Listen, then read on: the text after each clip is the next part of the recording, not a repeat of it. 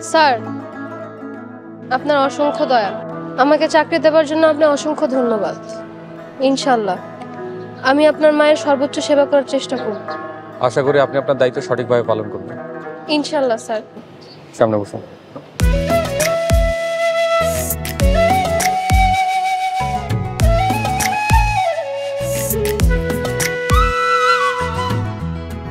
Sir, আসসালামু আলাইকুম। ওয়ালাইকুম আসসালাম। সাথী, আম্মা কেমন আছে?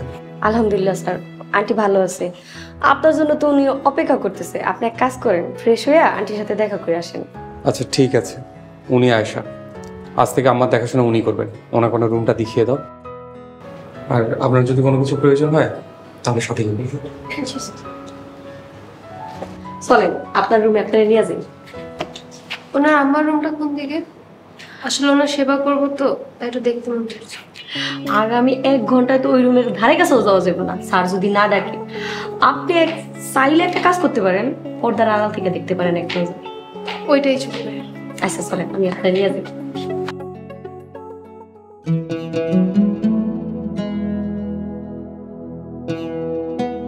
আম্মা, খুব সুন্দর একটা হাদিস।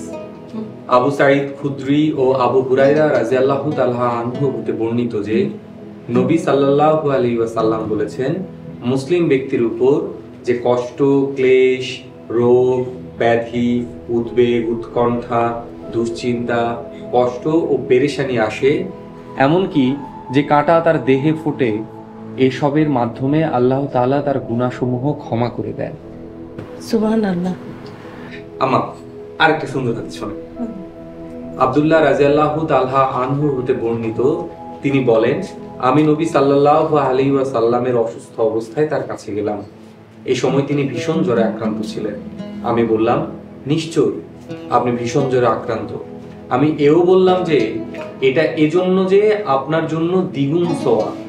তিনি বললেন, হ্যাঁ, কেউ রোগাক্রান্ত হয় তা থেকে গুনাহসমূহ এভাবে ঝরে যায় যেভাবে গাছ হতে তার পাতাগুলো ঝরে যায়। শুকর আলহামদুলিল্লাহ।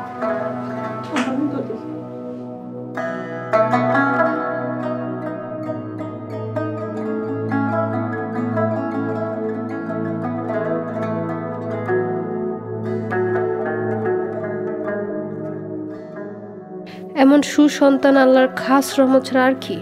সুবহানাল্লাহ। আল্লাহ এমন মা আর সন্তান দুজনকে ভালো রাখুন, সুস্থ রাখুন।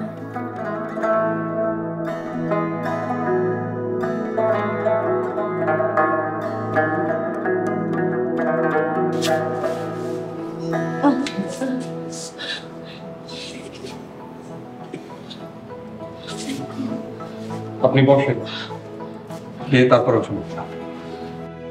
সাথী, আমার জন্য খাবার নিয়ে বাবা। ওনার নাম আয়েশা। আয়েশা এখন থেকে আপনার খেয়াল রাখবে, আপনার দেখাশোনা করবে। চাচি, আমি আয়েশা, আমাকে চিনছেন? আপনার যতটুকু পরিচয় দিয়েছি ততটুকুর মধ্যে সীমাবদ্ধ থাকুন। আর এমনিতেও আমার অনেক কিছু মনে নেই এখন। মাশাআল্লাহ, খুব সুন্দর। খাও মা, তুমি ভাত খাও। মাতবরি করবেন না, আমার কোনো কাজে হস্তক্ষেপ করবেন না। Sorry sir. আপনি খাওয়া শেষ করে দ্রুত উঠে যান। জি স্যার। সাথী, জি স্যার। ওনাকে বাড়ির নিয়ম কানুন বুঝিয়ে দেব। কোনো ভুল আমি বরদাস্ত করবো না।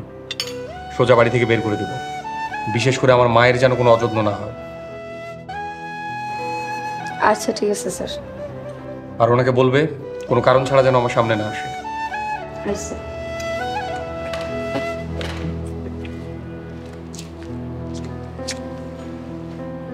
তুমি যাও, আমার জন্য দুধ গরম করো। আম্মা, মাছ দেবে? কি মাছ? তোমার পছন্দের মাছ।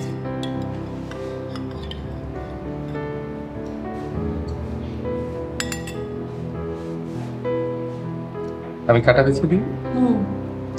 আম্মা, আপনার মনে আছে আপনি আমাকে ছোটবেলায় কাটা বেছে বেছে মাছ খাওয়াইতেন? মজা?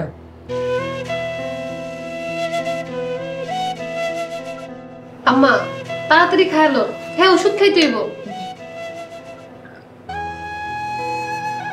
নাস্তা ঠিক আছে, খাইতে পারতেছে? ভালো হয়েছে। আর কেমন? খাইতেইব, নাহলে ওষুধ কেমনে খাইবেন? খান। একটু। মা আসসালামু আলাইকুম। ওয়ালাইকুম আসসালাম। অফিসে যাস? জি। আয়েশা, আমার দিকে খেয়াল রাখবেন, সারাদিন মোবাইল নিয়ে পড়ে থাকবেন। স্যার আমি তো মোবাইল তো ইউজ করি না। তুই হুদাও দি মেয়েদের কেন বকতাছ বাবা? অফিসে যা। ঠিক আছে আম্মা, আসি। আসসালামু আলাইকুম। ওয়ালাইকুম আসসালাম।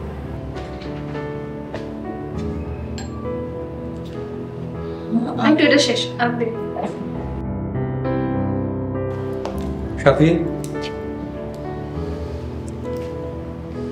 এই মেয়েটার দিকে খেয়াল রাখবেন। এই মেয়েটাকে আমার একদম বিশ্বাস হচ্ছে না। কেন স্যার? মায়াটা তো ভালোই। তোমাকে যেটা বলেছি সেটা করবে, বেশি বোঝার চেষ্টা করবে। আচ্ছা ঠিক আছে স্যার।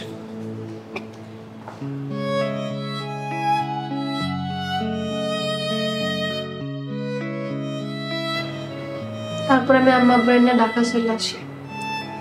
হঠাৎ করে আমার সুখের জীবনটা উল্টাপাল্টা হয়ে গেল। এরপর থেকে কোনো রকম বাইচে আছি। চিন্তা করো না মা, সব কিছু ঠিক হয়ে যাবে। দুঃখ কষ্ট চিরকাল থাকে না। ইনশাল্লাহ ম্যাডাম, আল্লাহ হয়তো আমার পাপের শাস্তি দিতেছে, একদিন মাফ করে দিব। ঠিক, কখনো নিরাশ হইও না। শুনো, তুমি আমার ম্যাডাম ট্যাডাম করে ডাকো না। আমি কি আপনার আম্মা করে ডাকতে পারি? আপনি তো আমার আম্মার মতন। না না, খবরদার খবরদার, আমার আম্মা ডাকো না। মিরাজ রাগ হয়ে যাবো গা। তুমি আমার আন্টি করে ডাকো। আচ্ছা ঠিক আছে, ওইটাই ডাকো। আপনার গোসলের সময় হয়েছে, আপনি একটু বসেন, আমি দেখি রান্নাটা কত দূর হয়েছে, তারপর আপনারা গোসল করে দিতেছি। যা।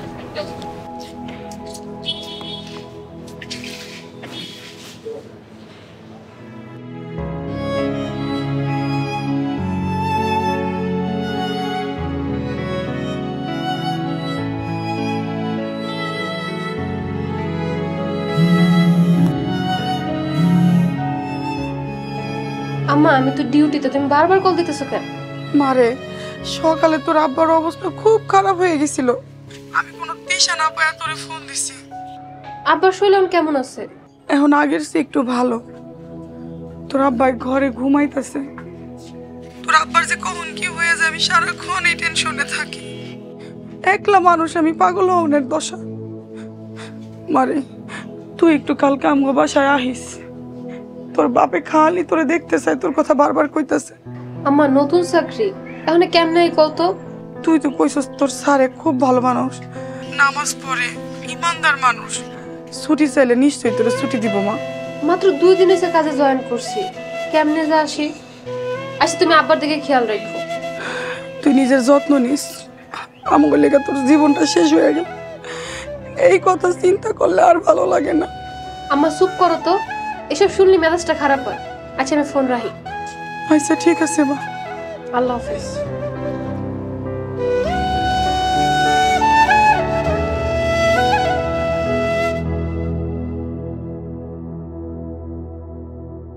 মিথ্যা বলা পাপ। মিথ্যা সর্বোচ্চ পর্যায় হলো অপবাদ। যে অপরাধ বা দোষ কারো ভেতর নেই, কিন্তু সে অপরাধ বা দোষের জন্য তাকে দোষী সাব্যস্ত করাই হলো অপবাদ।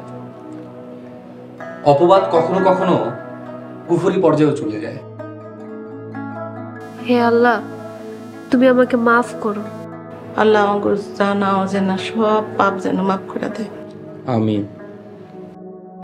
স্যার, কাল আমার জরুরি ছুটি লাগবে। হবা যান, মায়ের একদিনে ছুটি দে, ওর অনেক বড় বিপদ। কিন্তু আম্মা আপনার দেখাশোনা করবে কে? সাথী আছে না বাজান, সাথী আমারে দেখবো।